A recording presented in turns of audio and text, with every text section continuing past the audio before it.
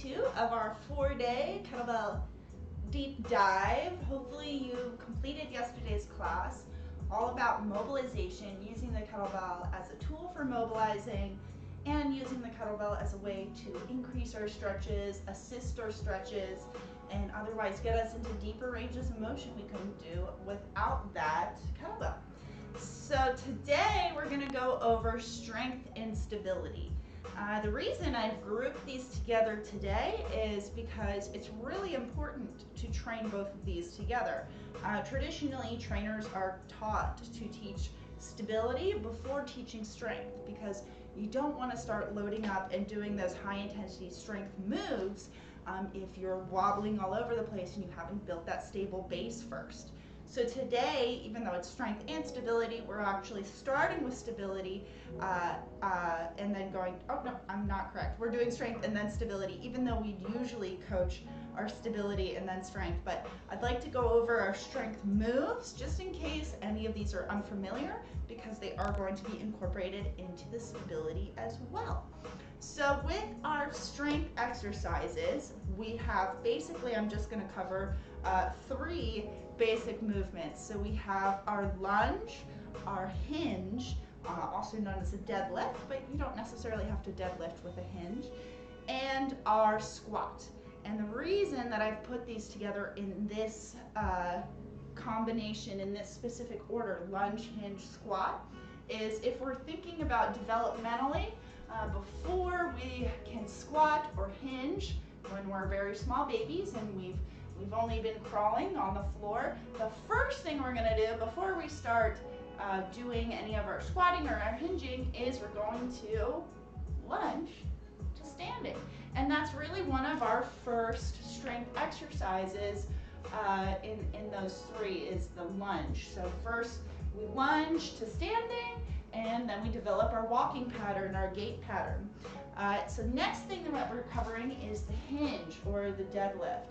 And the reason I have it second is because before you can squat something, you've got to pick it off the ground. There is, of course, bottoms up squat, but this is just my ordering today. I'm not saying it's the correct order all the time, but why we're doing it today. So of course you've lunged to standing. You're now a standing walking organism. You want to squat something, hold something, you're going to hinge over and pick it up, and that's our deadlift. And then finally, of course, our last one, the squat, holding any kind of object or a weight, dropping the hips down and coming up. Now these 3 basic movements really focus on 2 things when we're doing them. Our foot on the floor and how our foot feels nice and balanced. This is going to work into our stability training as well. And how do we feel balanced on our foot?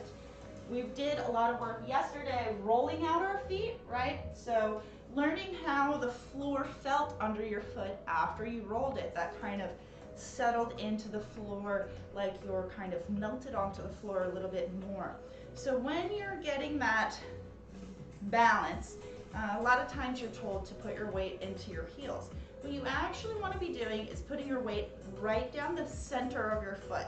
So that way you're getting weight distributed into the heel, the ball, and your big toe of your foot. And that's your tripod of your foot. Toe, ball of your foot, and heel. So just starting with the lunge, first we have that centered on right down the middle of the foot. We're going to be stepping back and our hips are going to drop down. So keep the weight on that front foot centered down the middle of that front foot the whole time. Don't put all your weight back into your heel when you lunge back, and keep that knee straight. You want to make the weight go straight down the middle of the foot, so you actually get a little bit of knee bend in that front foot or in that front leg as well.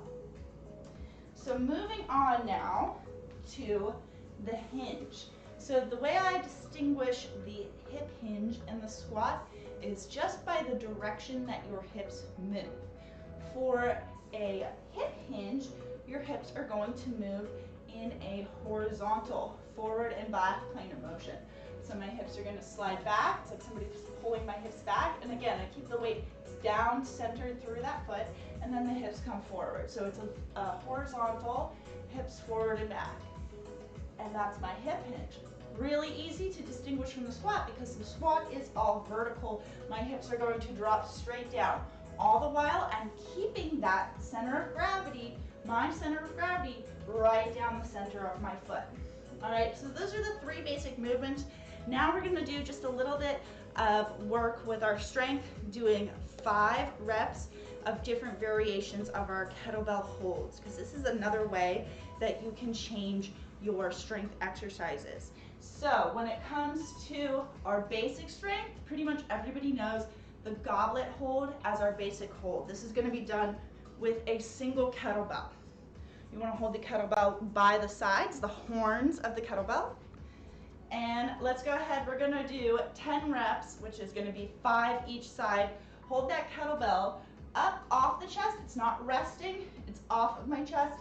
Elbows tucked in, keeping the core nice and tight. Remember, weight centered down the front foot.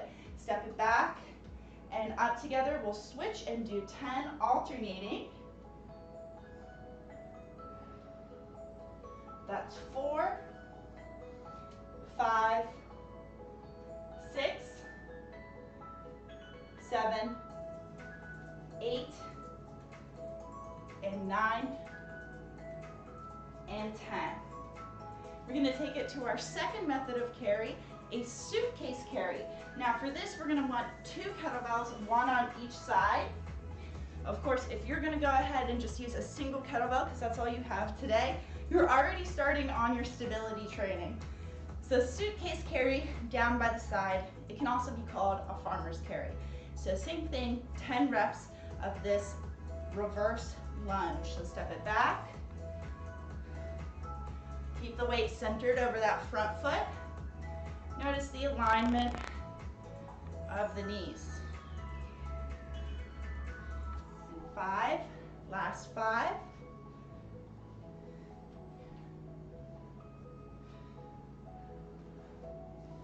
And 2, and 1. We're going to take it up now to a front rack. So for this, I'm going to go in between my legs to swing the kettlebell up onto my shoulders. And now the kettlebell is resting on me. So as opposed to the goblet where I'm holding it in front, now these kettlebells are part of my torso. So let's do another 10.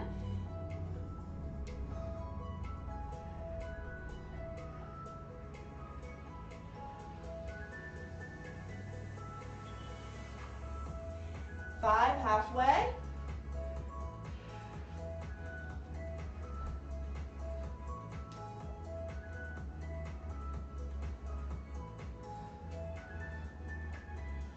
Excellent. Now last one, press those weights up overhead. While we're overhead, you want to make sure that your wrist is straight, not bent back. Okay, it's like you're punching the ceiling. Now last set here of these lunges. And I want you to notice how different is this from our first goblet. Here we go.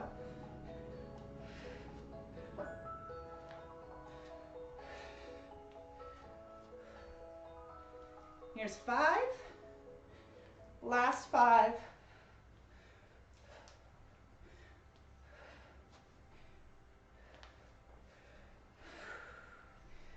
And bring those kettlebells down. And rest. Let me grab my water, which I left on the other side.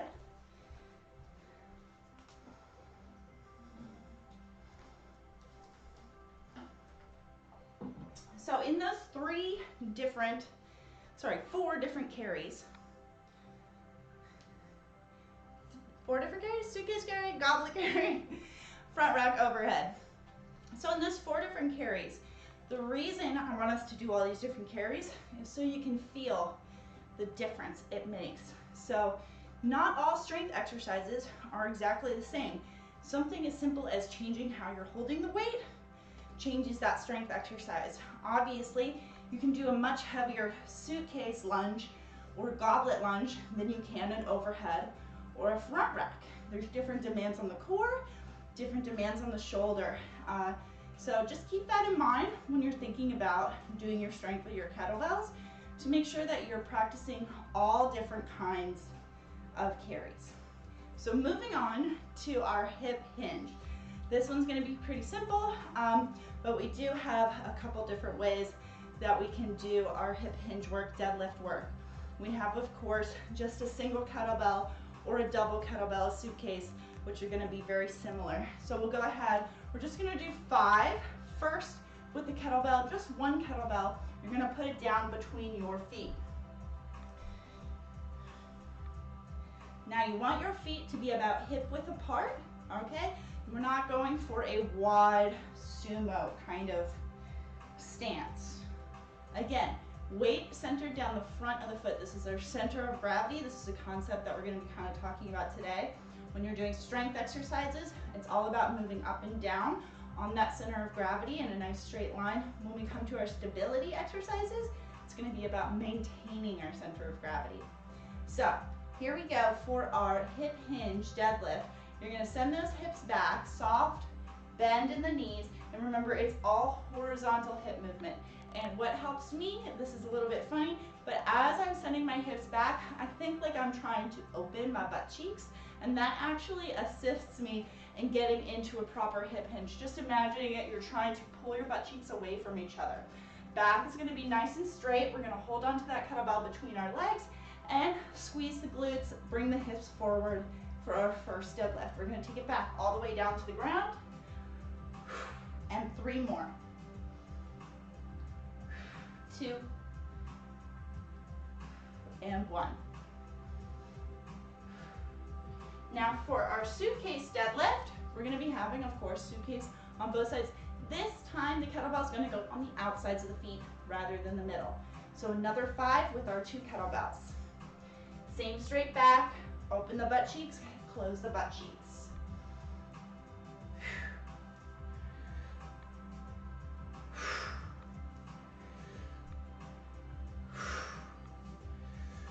Last one. Now we're going to do one more variation of a hip hinge. This is using our kettlebell for basically a good morning. So this would not be a deadlift. Deadlift, the dead, indicates that the weight is dead on the ground, like now. Dead, sitting on the ground, no momentum. So we're overcoming inertia to lift that weight. In this case, we're going to start with our kettlebell, holding it goblet style, then up and over until the ball rests on your upper traps. Okay, elbows engaged, don't let it all swing out. Same, about hip width apart on your feet, center of gravity down the front foot, and we're going to hip hinge again, sending the hips back and squeezing forward.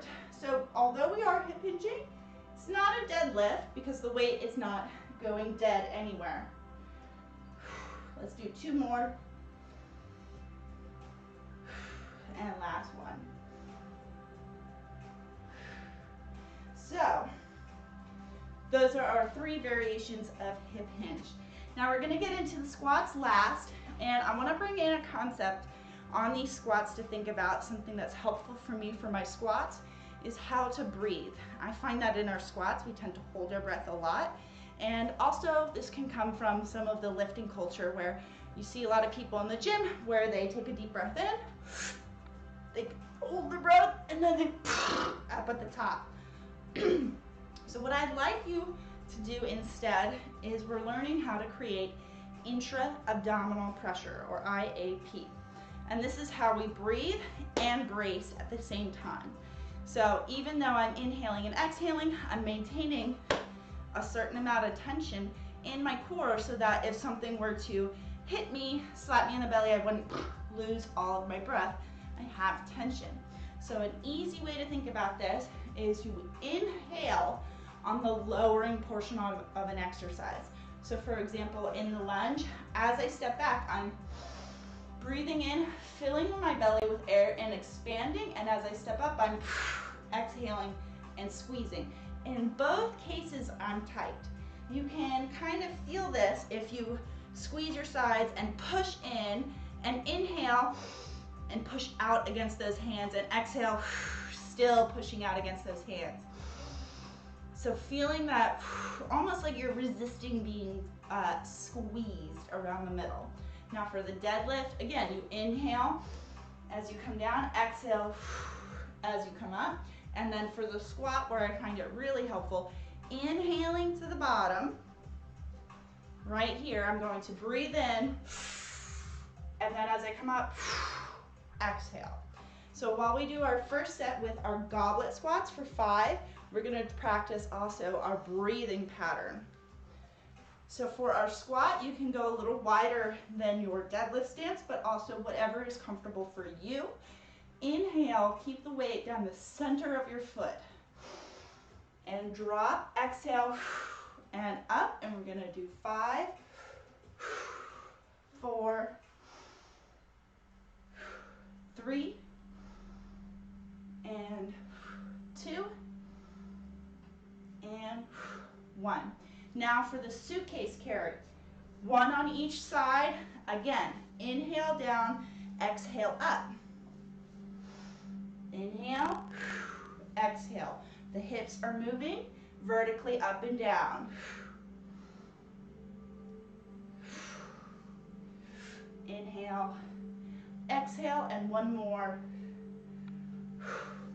Now, swing them up to the shoulders for that front rack.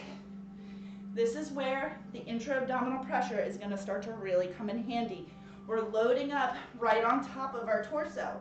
So there's more compressive forces going on that we need to resist in the upper core and torso. So, front rack, the kettlebells rest on the shoulders. Inhale, exhale. 2, exhale. 3, 4, and 5. Now, last one, that overhead, this one you might find your range of motion is significantly different and you're only able to squat maybe a quarter squat. Do your best. Inhale, exhale. 2,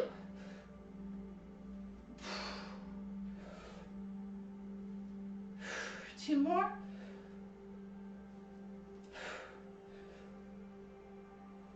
Whew. And bring those kettlebells down. So we've gone through the basic strength. So a little bit quickly through this one, since I think most of us are familiar with those moves, but I wanted to make sure we're very clear about 2 things: that center of gravity, balance down the center of the foot. This is going to come in handy for our stability that we're now going to do. Second concept, we want to think about that intra-abdominal pressure, core stability, all right? So let's take it to our stability portion. So when we're talking stability, we've got 2 options. We've got the kettlebell moving around us, and we're maintaining our balance while the kettlebell's center of gravity is going around. It has its own center of gravity, of course. And we also have an option where we are moving and the kettlebell is not, and we're stabilizing our own center of gravity around that still kettlebell.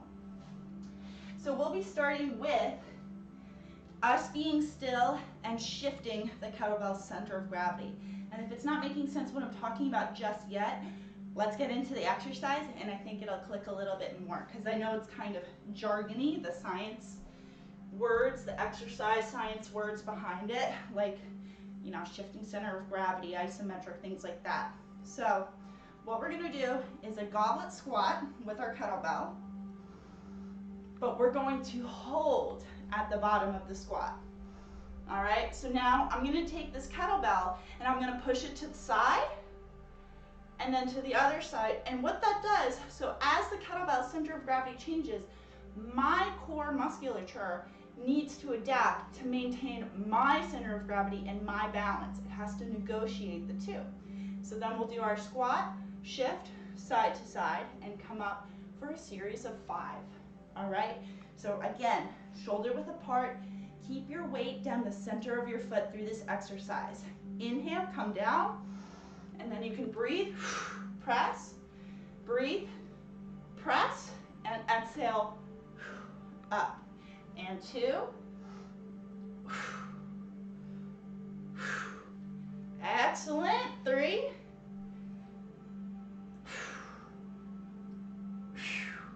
And 2 more.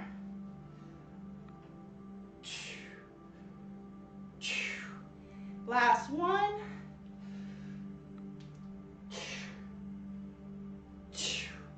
Excellent. So, hopefully that illustrated what I meant, how we can take a strength exercise, and by taking the kettlebell center of gravity and moving it, we change that strength into a stability exercise. Something to note, when you are doing stability, go a little bit lighter than you do with your strength exercises. The reason being, when you're unbalanced, your body is actually going to pull back how many muscles it's firing and how strong it's firing. If you think about how people walk on, say, slippery ice, right? The body automatically, the nervous system, draws everything in and limits your range of motion because it knows, unstable, unbalanced, if it were to make big movements, you would probably slip and injure something. So, when we're introducing stability, take it a little bit lighter. That way, you're not overwhelming your CNS, your nervous system, while you're doing things. Okay, so we're taking it down to the ground now for a half kneeling wood chop. This is one of my favorite core stability exercises. I have a lot though. So we want to be in a half kneeling position. Make sure your back toe is dug under. We've talked about this a lot, but that back toe is really important when connecting to our hips and our glutes. A lot of what's happening in our hips and our butt is like communicated to our brain through our feet. So really important to be having that grounding stance through the back toe, the ball of the foot. That's going to let you engage through this glute way easier. We want to hold our kettlebell. You're going to hold it by the horns, but I actually bring my thumbs up around the ball a little bit. I just want to show you that. And really simple. So here's our center of gravity, boom, right over the middle, under our hips. I'm going to take this kettlebell and I'm going to treat it like an axe, and I'm chopping wood. So I'm going to start up high over this overhead knee, or this forward knee, high here, down to this hip. Let's do a series of 10 chops on each side. And I'll show you the momentum and the force that I want you to use. You're going to keep your head facing forward and chop up and down while you breathe to maintain that intra-abdominal pressure. 6 and 7 and 8, 9, 10. Bring it down, switch those knees. Again, back foot, make sure you're using that toe back there so that you're stabilizing off of that back hip. Having the kettlebell up over the shoulder, we're going to chop wood on this side 10 times. 3,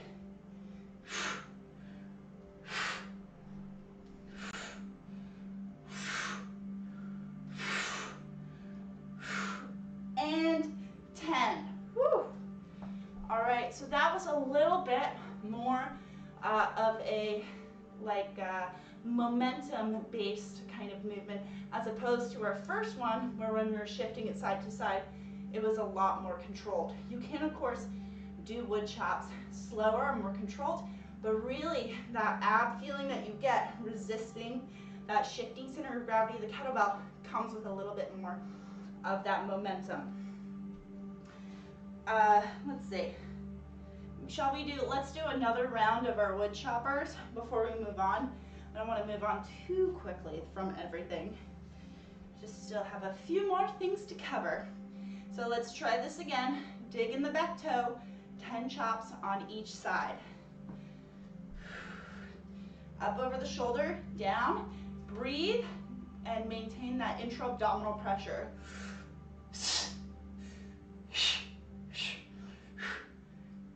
5 and 6, 7, 8, 9, and 10. Bring it down, switch sides. Last 10 from here. 2, 3, 4, 5, 6, 7, and 8, 9, 10. All right. So let's go ahead, take it back up. We're going to be doing a goblet lunge with rotation. So again, this is us holding a position of stability. Kettlebell is going to be shifting around us.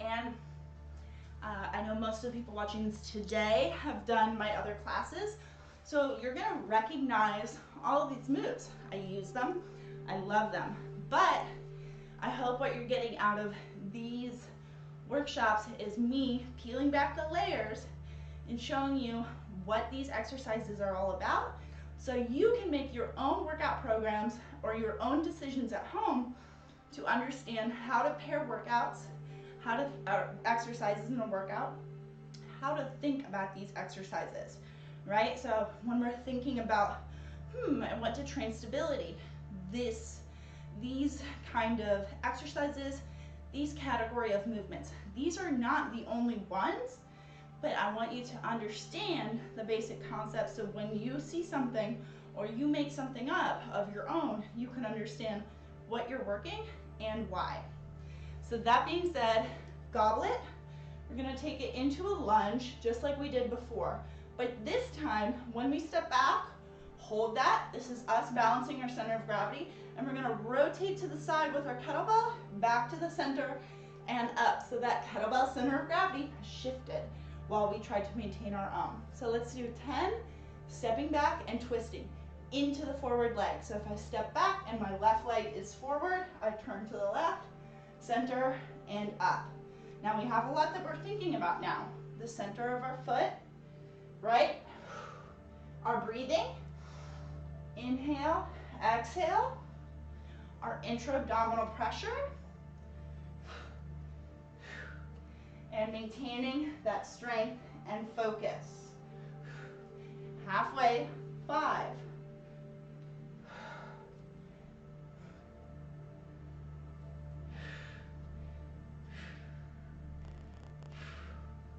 Last 3,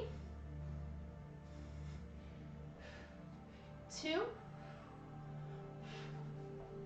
and 1. Excellent. All right. So now that those first 3 exercises, our squat with shift, our kneeling wood chop, our lunge with rotation, that covers the first concept of stability training that we're talking about today, which is us being still, kettlebell moving. Now we're going to use the concept of loading our kettlebells in an asymmetrical, uneven fashion, or unilateral, only on one side. When we're talking about bilateral, we're talking about something being on both sides. Lateral side, both. Bilateral. Unilateral, single side. So first things up, we're going to be doing our single leg deadlift. Now with my single leg deadlift, right, I want to make sure that I'm holding my kettlebell, especially when I'm trying to work my stability here, on the side that my foot is being lifted up on. I feel like I always say this in an awkward way, so it doesn't make sense, but all I mean is if your left leg is standing on the ground, you're going to be holding your kettlebell in your right hand. That's it, that's all. So with our hip hinge work here, right, we're going to be doing that same movement, but this time, right, one leg is behind me. I want you to notice that the back of the leg is in line with my spine when I move up and down. I like to hold on to something when I'm first starting these. That way you can kind of get a feel for the movement. But since we are focusing on balance today versus strength, or stability versus strength, this would be the difference between changing your single leg deadlift from a strength exercise to a stability exercise. So while you can start holding on to something, note that if you really want to work on the stability aspect, go a little bit lighter and do it with no assistance at all. We're going to do 5 each side. what I like to do is before I move anywhere, I find that center of gravity on the foot I'm going to be standing on. So I already, before I start moving, have got my center of gravity in my foot. I'm going to inhale as I come down, grab that kettlebell, exhale, and up. And we're going to be doing 5. Inhale, down, exhale, up, 3, 4, and 5. Bring that kettlebell back down. If you notice, as you're doing your reps, your kettlebell is moving more and more forward. You are not sitting back through your hips enough or engaging your lats. So really important that that kettlebell should be right by your toes, basically. It should be right next to your foot. Remember, the center of gravity is going to go along our own here. So let's do the second side. Inhale, hinge back, grab that kettlebell, exhale, and up. Woo, definitely getting my balance. 2, 3, 4, and 1 more.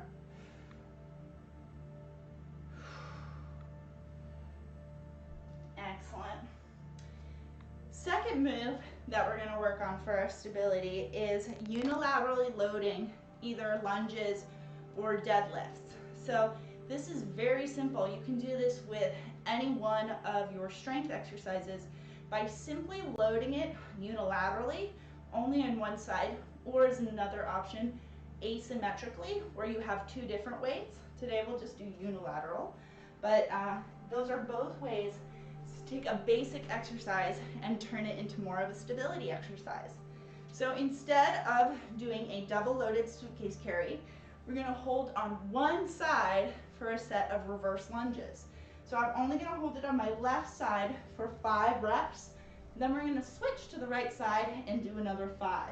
Starting now, stepping it back, inhale, exhale up, switch legs, 3, 4, 5. Now let's switch sides. If you want to have a little fun and mix it up, try a front rack unilateral. Second set of 5, 4, 3, 2, 1, and let's take a quick rest. So just notice what you felt in between the 2 sides. Sometimes you can notice a difference between your left and your right when you're loading. That's going to give you a lot of information about your trunk stability, the lateral stability. So if you're noticing one side a little bit more wobbly, that side that you're holding that weight on is likely going to benefit from some more side plank work targeting that area. So if we're noticing kind of laterally, if I hold it on one side and I'm really wobbly, but the other side I'm strong, that could be a deficiency in your lateral core. So those are kind of the up-down supporting you on the sides that we're talking about. So let's try this again, unilateral loading with our deadlift. So just a regular standard deadlift, but this time only hold the weight in one hand as a suitcase carry while we do it. We'll do 5 and 5. This is something I love to do with clients where I have them hold 2 kettlebells of different weights. One kind of maybe like 25 pounds, the second one 10 pounds.